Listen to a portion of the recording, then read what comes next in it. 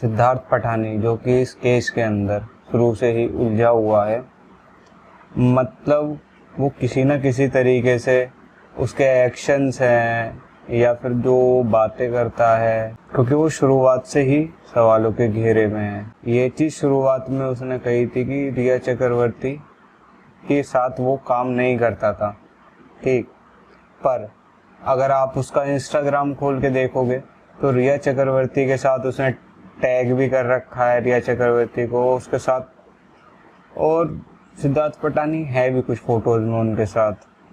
अगर वो उनके साथ काम नहीं करता था तो वो टैग क्यों है? पहला सवाल तो यही है।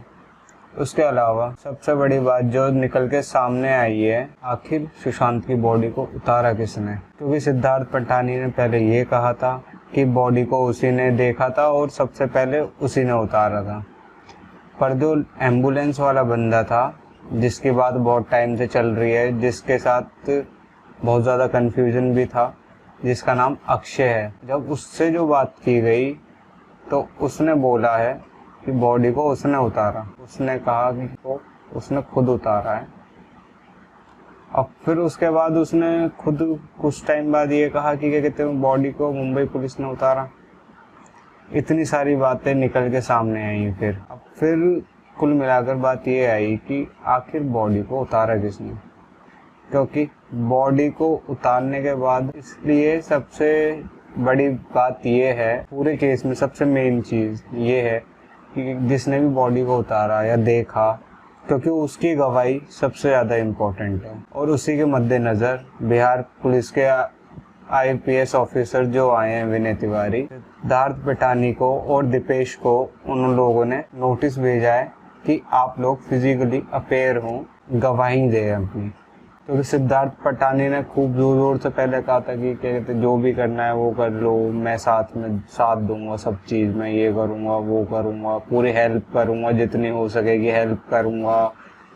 10 तरीके की ढकला नौसे वाली बातें की थी। अब जब आखिरी में वाकई में ही जब गवाही देने का टाइम आया है तो वो गायब है। क्यों?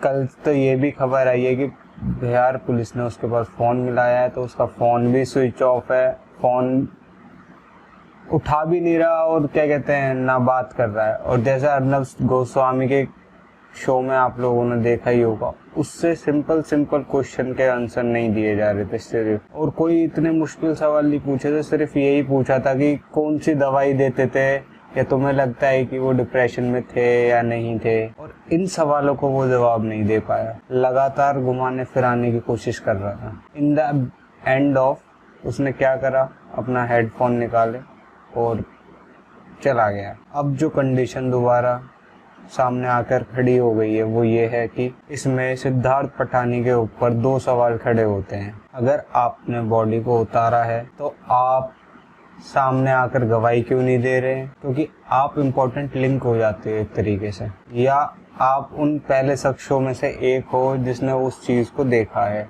और तो फिर आप अब सामने क्यों नहीं आ रहे हो? दूसरी चीज़, जब तक मुंबई पुलिस इस चीज़ के अंदर इन्वॉल्व थी, सिर्फ मुंबई पुलिस, बिहार पुलिस की बात नहीं कर रहा मैं, सिर्फ मुंबई पुलिस जब तक इन्वॉल्व थी, जब तक सब बाहर थे, सब और सब के सब गवाही दे रहे थे, सब कुछ कर रहे थे। रिया चक्रवर्ती भी थी, सिद्धार्थ पठानी भी थी, और उससे पहले अमित शाह से गुहार लगा रही थी हाथ जोड़कर। सिद्धार्थ पठानी भी सक्रिय था, सब सक्रिय थे। जब से बिहार पुलिस आई है, जब से हुड़कंप मच गया है। रिया गायब है, ना सिद्धार्थ पठानी है।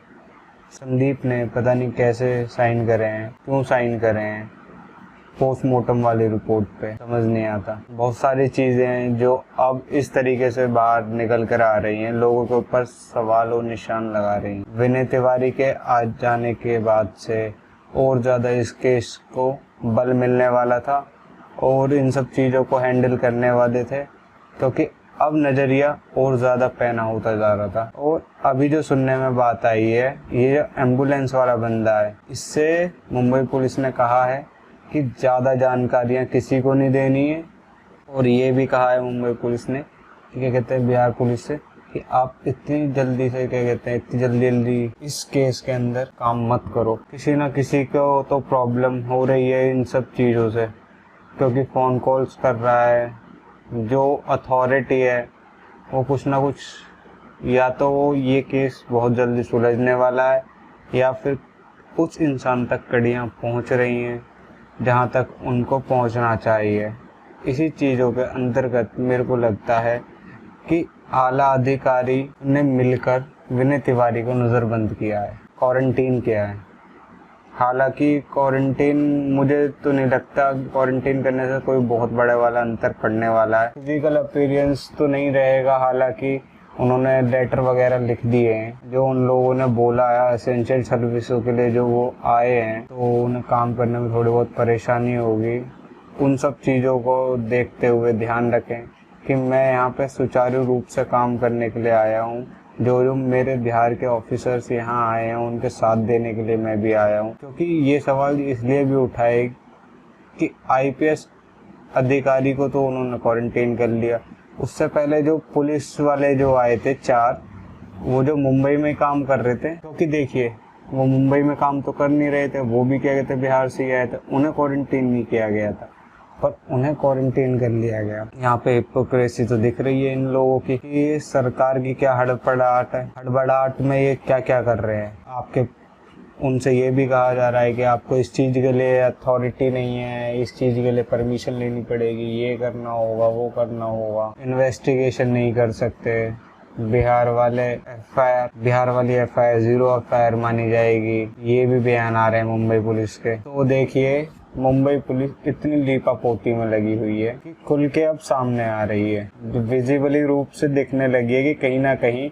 छोटी मोटी कोई बात नहीं है, ये बहुत बड़ी गड़बड़ है। इन्हीं सभी चीज़ों का नतीजा है, जो सब चीज़ें हमारे सामने जो निकल के चीज़ें आ रही हैं, लगातार उनके ऊपर सवाल उठाए जा रहे हैं। हर एक चीज़ जो वो करे जा रहे हैं, उन सब चीज़ों के ऊपर निशान उठाए जा रहे हैं। अब देखना ये होगा कि आगे किस तरीके से चीज़ें खुलती हैं। अब चीज़ें खुलना चालू हुई हैं, धीरे धीरे खुलती ही रहेंगी मेरे हिसाब से। जय हिंद, जय भारत।